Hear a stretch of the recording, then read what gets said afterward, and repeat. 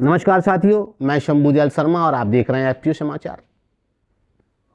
आज होली के पावन मौके पर आप सभी का स्वागत है। जब देश रंगों में डूबा हुआ है, जब हर गली में गुलाल उड़ रहा है, जब होली सिर्फ त्योहार नहीं बल्कि दिलों को जोड़ने का अवसर बनकर आई है, उसी समय खेत की मेड़ पर खड़ा एक किसान अपने आलू की फसल की कीमत देखकर रो रहा है और सोच रहा है क्या इस होली उसके घर भी रंग आएंगे। दोस्तों, होली सिर्फ रंगों का त्योहार नहीं, होली भारत की आत्मा है और भारत की आत्मा किसान के अंदर बसती है। अगर आप चाहते हैं कि किसान की सच्चाई देश तक पहुंचे, देश का हर व्यक्ति जाने किसान किस हालात से जूझ रहा है, तो इस वीडियो को अंत तक जरूर देखिए। और अगर अभी तक आपने चैनल को सब्सक्राइब नहीं किया है तो सब्सक्राइब कर लीजिए, क्योंकि ये वीडियो आपके लिए बेहद स्पेशल होने वाली है। भारत में होली एक पर्व नहीं, यह सदियों से चला आ रहा सामाजिक समरसता का उत्सव है। यह वह दिन है जब जाति मिटती है, धर्म पीछे रह जाता है, मतभेद पिघल जाते हैं और इंसान सिर्फ इंसान रह जाता है। रंगों का एक अपने आप में महत्व है। जिस लाल रंग को आप देखते हैं, इसका एक बहुत बड़ा महत्व है, जो ऊर्जा, प्रेम और साहस का प्रतीक है। वही हरा रंग जीवन, समृद्धि और नई फसल, जिसके लिए किसान लगभग 6 महीने, 5 महीने, 4 महीने खेतों में, धूप में, सर्दी में, वर्षा में, गर्मी में जलता है, तपता है। ये उसका प्रतीक है। पीला रंग है आस्था का, ज्ञान का और हल्दी की पवित्रता का।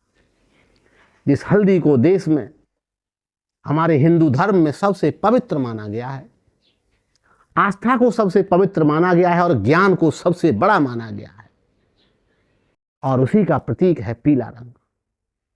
साथियों, नीला रंग भी अपने आप में महान है।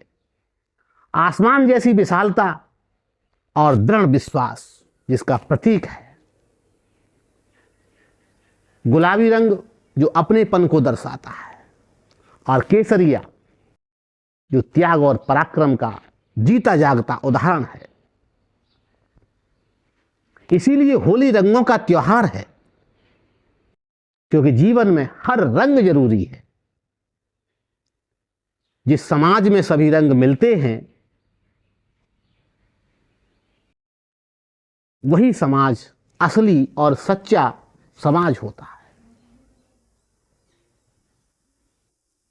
और वहीं सच्ची संस्कृति जन्म लेती है, और संस्कृति ही देश का असली किसान है।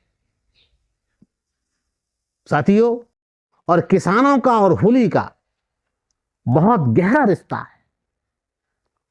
होली रबी की फसल पकने के संकेत देती है।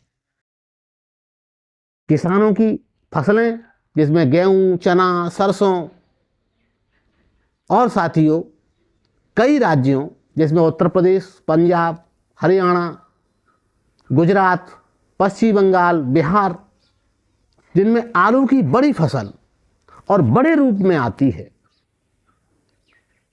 इस समय बाजारों में हो, कोल्ड स्टोरेज में हो, हर जगह आलू की फसल की भरमार होती है, और होली की खुशियां आलू की फसल से जुड़ी हुई होती हैं, खासकर इन 5-6 राज्यों की।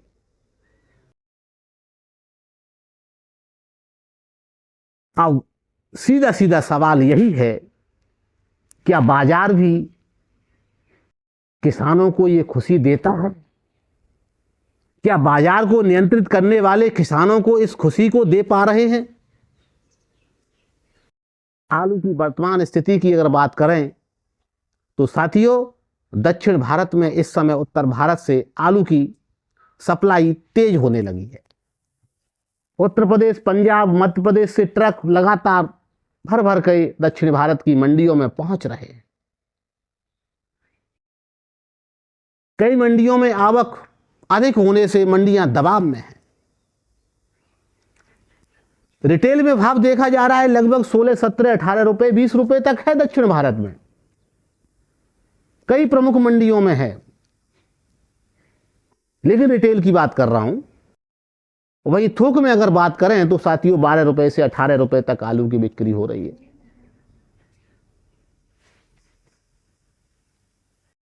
जो लागत के मुकाबले, क्योंकि वहां तक आलू पहुंचाने के लिए लगभग 2-3 माध्यम बीच में जुड़ जाते हैं। एक ट्रांसपोर्ट का माध्यम होता है, वहां बैठे आड़तीये का माध्यम होता है, यहां से खरीदार व्यापारी का माध्यम होता है। जब ये 2-3 माध्यम जुड़ जाते हैं तो किसान की स्थिति बहुत ही दयनीय हो जाती है। अब इस स्थिति में तभी सुधार हो सकता है या तो ये बीच का माध्यम है वो खत्म हो, सरकार इस विषय पर विशेष ध्यान दे, और या भाव में कुछ बढ़ोतरी हो। क्योंकि जब तक किसान को 12, 14, 15 रुपए किलो के दाम नहीं मिलेंगे तब तक किसान की ना तो होली है, न दिवाली है, ना कोई त्योहार है, और ना किसी प्रकार का कोई जश्न है। और आप देखिए अपने आसपास, इसीलिए इस बार की होली आपको फीकी फीकी नजर आ रही। होली के रंग उड़ेंगे, लेकिन क्या किसान के घर भी खुशियों का रंग पहुंचेगा? यह सवाल आज हर खेत पूछ रहा है। साथियों, सबसे महत्वपूर्ण बात, भारत विश्व के उन महत्वपूर्ण देशों में शामिल है जहां वर्ष भर मौसम कई प्रकार का बदलता रहता है और जिसके कारण देश में कई प्रकार की फसलें लगातार चलती रहती हैं। आप देखते हैं उत्तरी भारत का अलग मौसम, दक्षिण भारत का अलग, पूर्व का अलग, पश्चिम का अलग। केरल की नारियल की खेती, पंजाब का गेहूं, कर्नाटक की कॉफ़ी, हिमाचल का सेब, और उत्तर प्रदेश, पंजाब, हरियाणा, पश्चिम बंगाल, बिहार, गुजरात का आलू सब साथ साथ मौजूद है। यह अद्भुत है और यही प्राचीन भारत को, जिसे हम सोने की चिड़िया कहते हैं, महान बनाता था। क्यों? क्योंकि यहां की कृषि संपन्न थी, इन्हीं खूबियों और विशेषताओं की वजह से। सिंधु घाटी सभ्यता से लेकर वैदिक काल तक और कृषि व्यापार बहुत संगठित था। लगभग 3000 वर्ष का लिखित इतिहास हमारे पास है, हम देखते हैं, पढ़ते हैं, और उससे भी प्राचीन सांस्कृतिक परंपराएं वेदों और पुराणों में वर्णित हैं, जिन्हें हम आज मानने को तैयार नहीं होते। उनके बारे में तमाम प्रकार की बातें हम चर्चित करते हैं, देखते हैं, जिनमें साफ साफ लिखा हुआ है कि भारत की आर्थिक शक्ति की जड़ भूमि और भारत के किसान ही थे। इसी जलवायु में, इसी मिट्टी में इन्हीं किसानों ने कभी भारत को सोने की चिड़िया बनाया था। अब वर्तमान विडंबना देखिए, आज स्थिति बदल रही है, लागतें बढ़ रही हैं, डीजल महंगा हो रहा है, खाद और उर्वरक की बात करें तो इसके कोई सीमा नहीं है, क्या हो जाए। सरकार सब्सिडी दे तो मिलता नहीं है। मशीनरी का युग है जो महंगी होती जा रही है। आज टेक्नोलॉजी की खेती है, लेकिन किसानों को पूर्ण रूप से उपलब्ध नहीं है। और सबसे बड़ी बात, फसल का मूल्य स्थिर नहीं है, जिसके चलते किसान निराश हैं, कर्ज में डूबते चले जा रहे हैं, संघर्ष कर रहे हैं। देश के तमाम हिस्सों में तमाम गंभीर सूचनाएं आती हैं जो झकझोर देती हैं।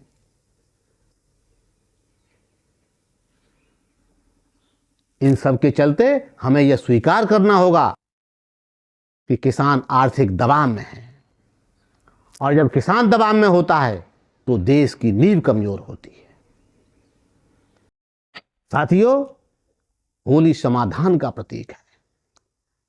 होली हमें क्या सिखाती है? बुराई का दहन होना चाहिए, नई शुरुआत होनी चाहिए, रिश्तों की मरम्मत होनी चाहिए, समरसता की स्थापना होनी चाहिए। अगर आपको लगता है कि होली एक पवित्र त्योहार है तो इस वीडियो को लाइक करिए, कमेंट करिए और अपने इष्ट मित्रों और दोस्तों को जरूर भेजिए। साथियों, होली के इस पावन पर्व पर मेरी आप सभी के लिए बहुत बहुत बधाई और शुभकामनाएं। हर किसान के खेत में हरियाली हो, हर परिवार के घर में मिठास हो, हर दिल में प्रेम हो और हर जीवन में सकारात्मकता लाए। आप सभी को होली की हार्दिक शुभकामनाएं। खुश रहिए, मस्त रहिए और अपना ख्याल रखिए। धन्यवाद। कल फिर मिलेंगे किसी नए और विशेष एपिसोड के साथ। नमस्कार।